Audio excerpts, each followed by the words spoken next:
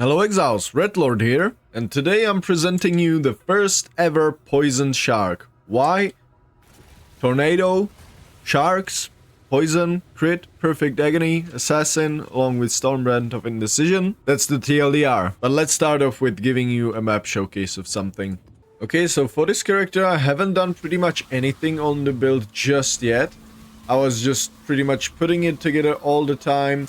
And yeah, it's a headache to make this build, and I'm still not sold on the perfect agony, but I mean, I'm yet to scale some proper crit into the build, but yeah, finally it sort of works. It feels quite good. The poison prolife from the gloves, of course, and yeah, I mean, the plan on forwards is going to be get enough crit multi, and mainly for the clearing aspect, like.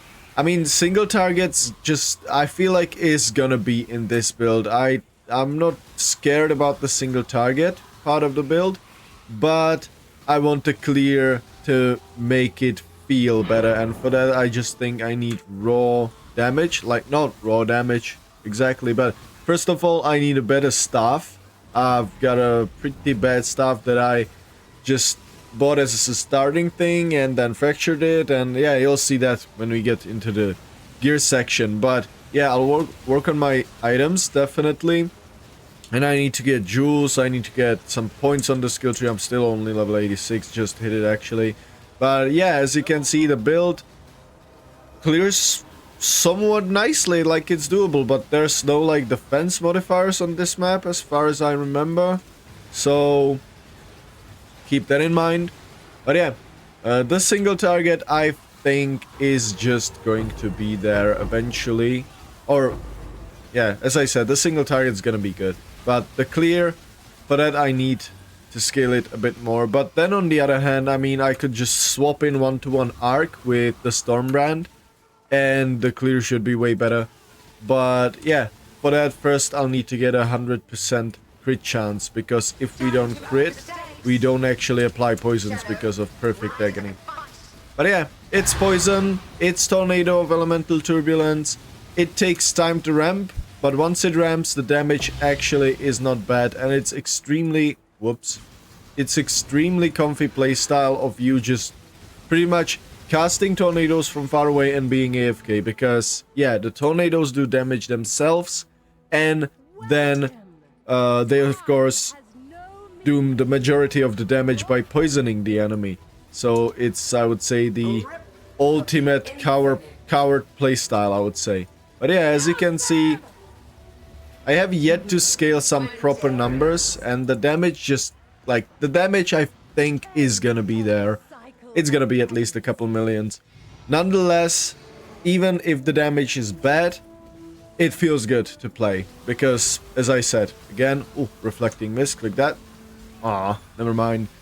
Yeah, as I said, the build just is so comfy because of this extremely safe playstyle. You can just, if there's a pack of difficult monsters, let's say, you can just do this, right? You can cast whatever. You can cast your Stormbrand, or you can cast your Tornado, and then just run away like a coward. And let the poison and the Tornado do the work, and along with the gloves that give you poison spread, it's actually just fine. Alright, and this time let's start off with the Ascendancy, because it enables pretty much all the functionality of this build. So first of all, the most important, toxic delivery and infused toxins. Toxic delivery is gonna give us pretty much all the poison duration we'll ever need, and some 20% more damage with poisons, because all of our poisons will be inflicted with crits, so that's not bad. And also recover life on kill. That depends if you're CI. If you're a CI, that does nothing for you. If you're not CI, this is a great recovery while mapping. And this is what actually enables our elemental damage to be able to poison. So I am pretty much having all kinds of damage on my Tornado, because it converts damage into random element. And it switches, it cannot choose the same element twice. So it can be cold, fire, cold. Or it can be, let's say, cold, fire, lightning, whatever. We don't care that much about the particular element, but yeah, because all of them can actually poison. And same goes with the Stormbrand. Stormbrand does lightning damage and thanks to this node, the lightning damage can poison. Keep in mind though, you still need to have poison chance. You still need to get poison chance because crits do not inherently inflict poison. And also this doesn't say that you have 100% chance to poison. You still need to get your poison chance. But luckily you're getting 30 here and the rest is quite easy. You're getting 20 from your Herald of Agony. That's 50.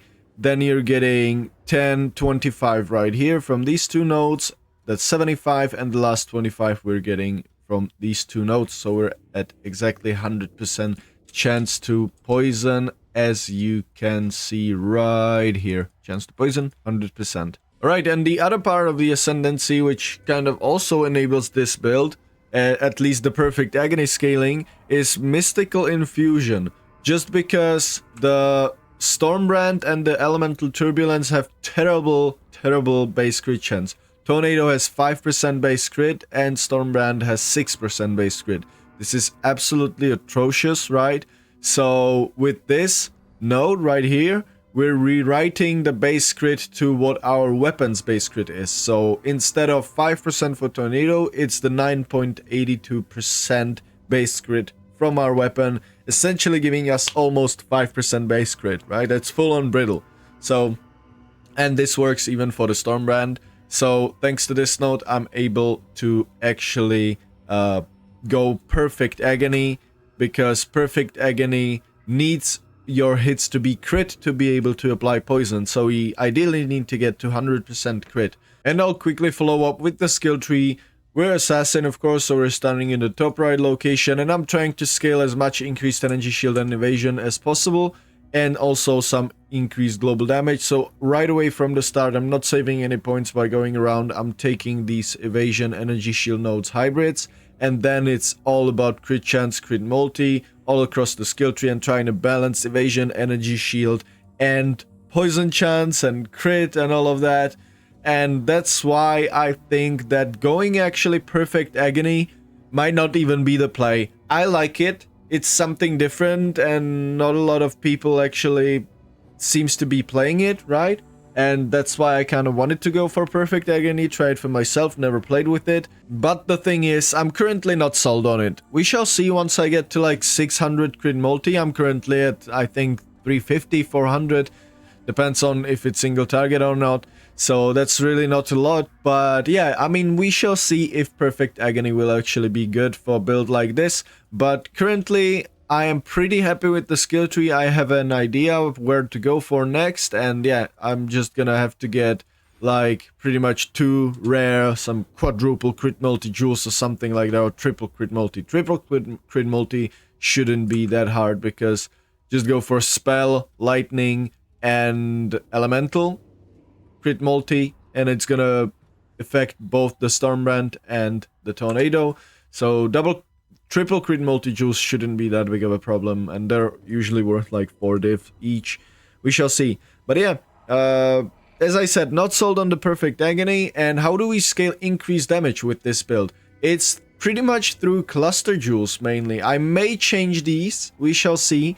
But yeah, it's pretty much through cluster jewels, and it's increasing elemental damage. And you might be thinking, wait, how does that increase your poison?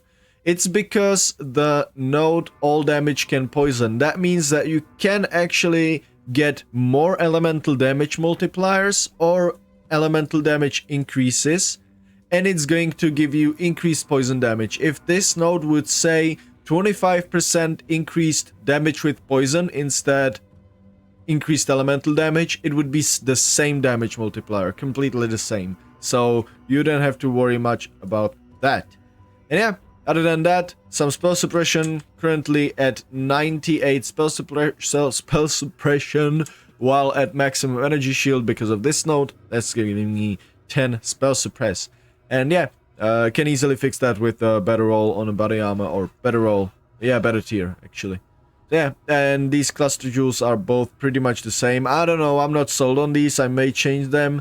May change Sadist for just Prismatic Heart, and yeah, I mean, we shall see. Still level 86, and still just pretty much scratching the surface feeling out the build. And the last important thing I should cover about the skill tree is actually the Brutal Restraint. It has to be Balbala this time, or I'm going for Balbala. And it's because of the Traitor. Traitor is gonna give you 4 flask charges per empty flask slot every 5 seconds. That means with 2 flask slot empty, you're gonna get to all of these other flasks, you're gonna get 8 charges per 5 seconds, right? With 2 flasks, and it's 16 charges per 10 seconds. So if you try and balance out the duration to 10 seconds, I'm doing that with tattoos. My flasks should have around 10 seconds duration now, and some increased charges gained through nodes like these. You can actually have 100% uptime even on flasks that require 30 charges, maybe even on a silver flask. I don't think I'm gonna be using a silver flask in this build, but why am I doing it? It's because I need crit into the build, mainly the diamond flask, and if I'm gonna do it, trying to get 100% uptime on the diamond flask, I might as well just try and go for full-on trader and get jade flask and get quicksilver, because actually there's not that many interesting things that I would be using.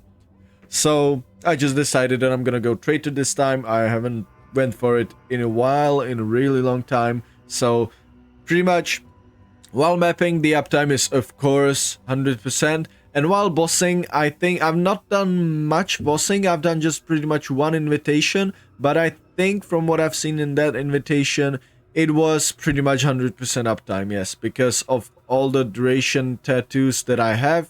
Each of them is 4% increased skill flask effect duration, and this flask charge when you deal critical strike. This splits between, so let's say for both flask you hit the crit chance, it's gonna give the flask charge to only one flask because of eternal cooldown, and this cooldown is spread across all their flasks, so it's not as good.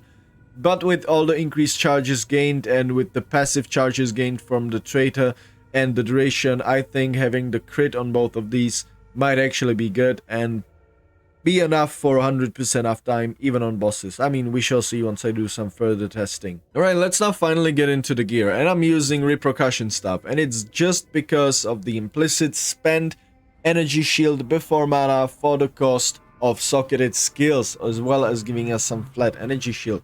That means we're gonna spend energy shield for our tornado and stormbrand instead of mana, because both of these are socketed in one 6 links, so that means we're gonna have 2 5 links for both of the skills, and yeah, this way we scale both of them. And the idea for the weapon is, I know by the way there's a battery stuff, even better base, but for that I would need to get some more strength, so I decided that I'm gonna lose that like 40 flat ES and just get a lower base. So yeah, I got this one, and I was extremely lucky enough to fracture it. It was, as you see, I basically bought it with 2 levels of all spells.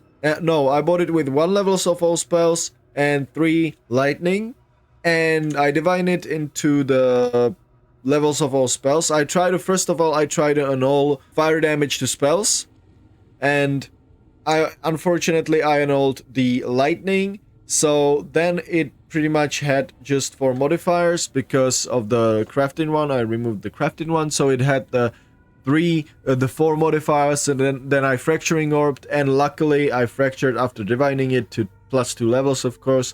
Luckily I fractured the level of all spell skills, and that's really good because now I think I'm gonna be guaranteed to get what I want. And yeah, it's just gonna be somewhat expensive most likely, because yeah, I'm not the most efficient crafter, let's say it like that, but whatever, I'm just gonna get there and I'm gonna eventually upgrade the weapon. But what do I want to go for now? I want to basically re-roll the weapon, and the prefixes will look something like the fracture one that is on the weapon, and then it's gonna have +3 lightning, so we scale both tornado and Indecision, because Tornado has all the techs in the world, right? And Indecision, Stormbrand is lightning, so this is gonna scale both of them. And then ideally an open prefix to craft the level of supports, because this is gonna give me, thanks to Empower, having socketed Empower, this is gonna give me +2 additional levels. So the weapon all in all is gonna give me plus what? +5, +7? Yeah, the weapon's gonna give me +7 levels to the socketed gems, right? And yeah, the rest is from Empower and the level 21 gem. So that means in the end I should be at like level 31, I think, something like that. 31, 32, 30, we shall see.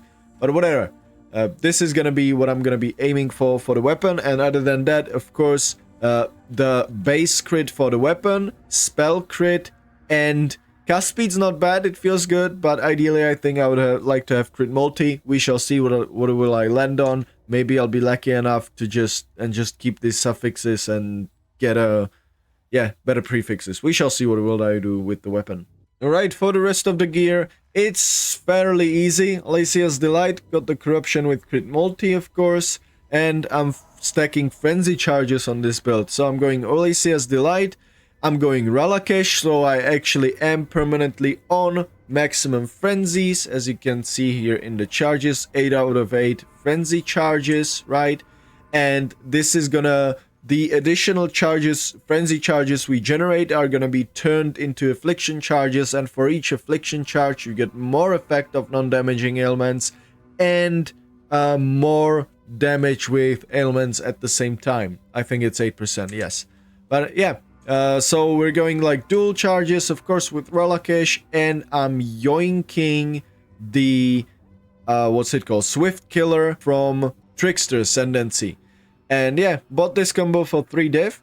And what's it gonna give us? It's gonna give us +2 maximum frenzies, of course, and 200% increased charge duration, and that's actually huge, because now our charge duration is like 30 seconds, and as you can see, even in my hideout, I have permanent endurance charges, for example. Whenever I gain an affliction charge, I've got 5% chance to gain an affliction charge, or frenzy charge, that is, on kill, which turns into affliction charge. So each of these have 30% duration, and with just one implicit on the body armor, the Exarch implicit, we get permanent sustain on endurance charges. Our power charge at 30%, 30 seconds duration. So that note from 2 max frenzies and 200% increased duration, extremely comfy. One of the comfiest Ascendancy notables in the game. One of the most quality of life, I should say. For the gloves, we're using the Falborn Emblamer, just for the killing poison enemy spreads the poison, pretty much just for the poison spread, nothing else for now. Eventually I'm gonna get hopefully +1 max frenzy on that, implicit I mean. And then for the helmet and body armor, it's just high ES helmet. With the prices this league, I bought this thing for 1 divine, not even kidding, almost 500 ES for 1 divine. With rarity, and I crafted another rarity suffix to get some extra gold, of course. And yeah, body armor.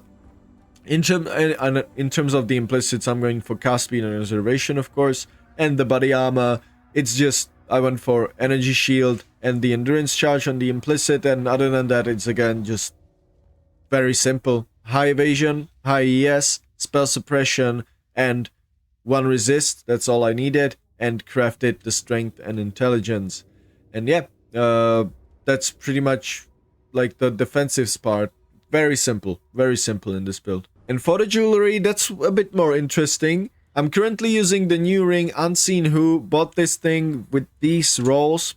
This is how it rolls, and I bought this roll for 30C. No one wants it, it costs nothing. And I of course wanted it for hits with prismatic skills, always inflict brittle.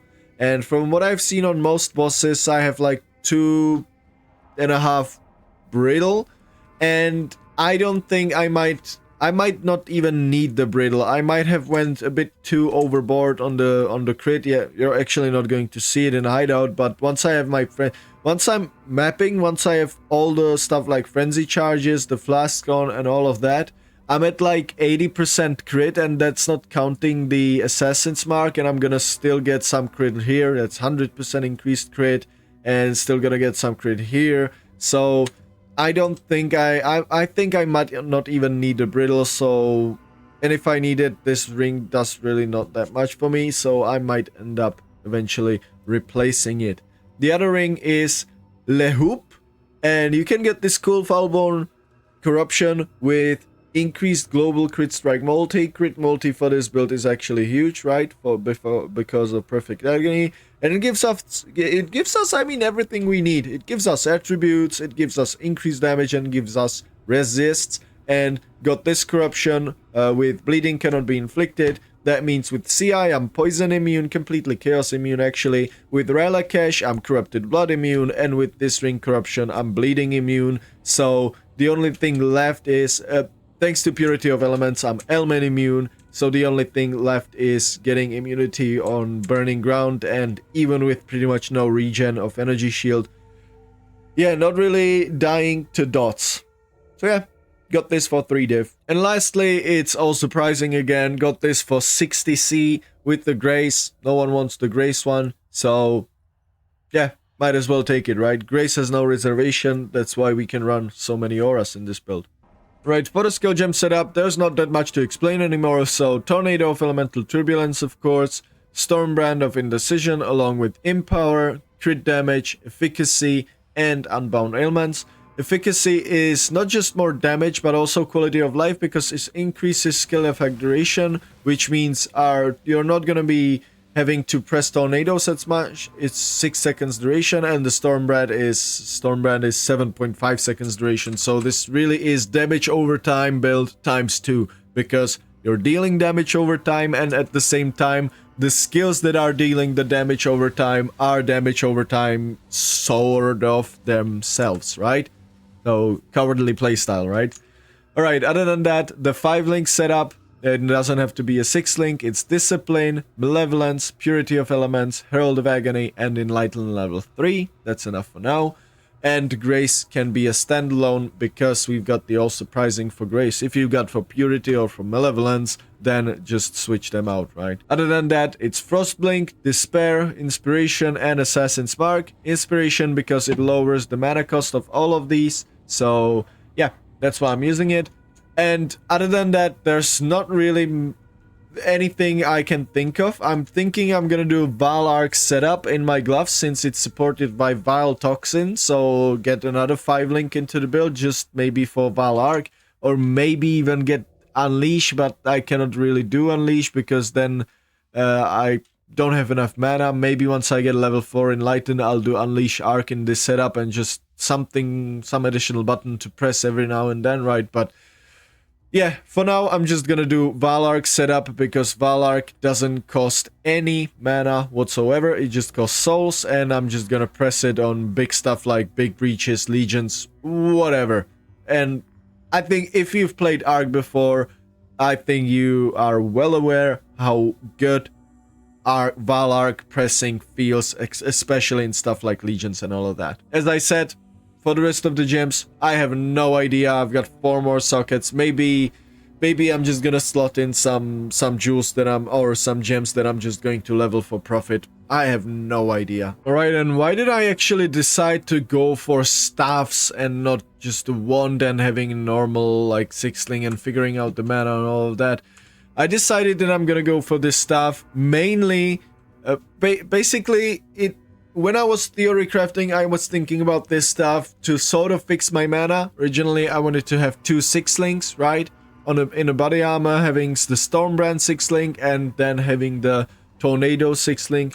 But I figured out that the mana is just way too annoying to deal with, and I can do much more interesting stuff if I go for double 5-link. And at the same time, I kind of confirmed that by just looking at how cool Assassin looks with the staff. I don't know why. I've never played Assassin, but he just looks so cool with the staff. So yeah, the only annoying thing with I guess having the staff, if you have the Archon of the Atlas body armor, or basically any with floating, you're gonna see this weird wiggly animation that he does. He just wiggles his shoulders like that while he's running, and it's more apparent and when you have more movement speed, right? And that's, I guess, the only annoying thing. But when Assassin is standing still holding a staff, he actually looks quite cool. leaned back like that. And yeah, that's basically why I decided that I'm definitely going for staff.